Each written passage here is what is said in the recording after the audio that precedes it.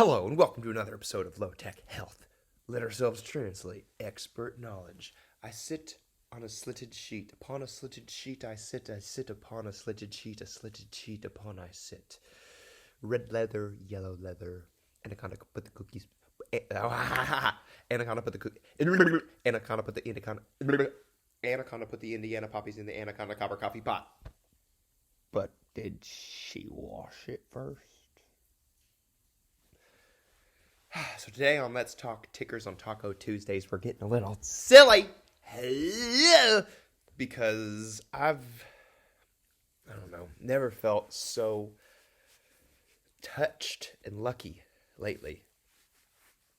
4 patients in that ICU were extubated appropriately because they're the type that wasn't going to be able to follow commands to get the extubate, to get the tube out. Oh yeah, because let's not just brace over that. When we go to the hospital and we're intubated, when we're actually just so sick that we can't defend ourselves against somebody putting a tube to our mouth, it's not that we're in distress, but we're obtunded. Intubated for airway protection is not always for your protection, but for the protection of the hospital, because there wasn't a good reason to intubate. There was an end-of-life discussion that probably should have happened, but who knows where that goes? We do.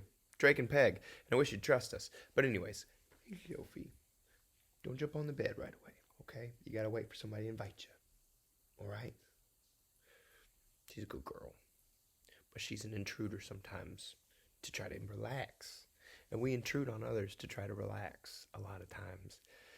And talking tickers on Taco Tuesdays, we know that something's wrong with what's going on in our heart, but you ended up getting intubated. So you're intubated. Picture this. And you have all these people around you who are now masked. You can't see their faces. You can barely see their eyes because we're also wearing eye protection. And they're telling you, and maybe not even your first language, words that are commands, and then saying you don't follow commands with a tube breathing above water like a snorkel, like thumbs up. It's something you have to do is to pull and pray. And they did it on a few people. 4 people were extubated, and they're doing well. They've kept the tube out, and they look good. They look a lot more comfortable because nobody looks good like that. And that's what a ventilator through the mouth makes you look like. And after 2 weeks of no change, generally we put a hole here and go through that ventilation if it's indicated. And a lot of times with COVID, it can be indicated, but there's a lesson to be learned in being still when this disease has you, because I've noticed a lot our nervous talkers don't do well unless they hush and breathe, because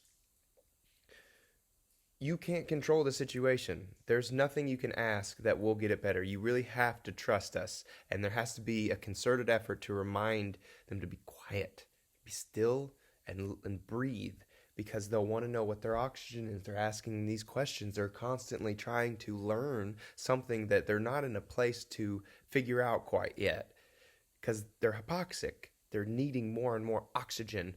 Especially their face also. So yeah, remember also that we're not just talking like I'm talking to myself right now, or to you guys.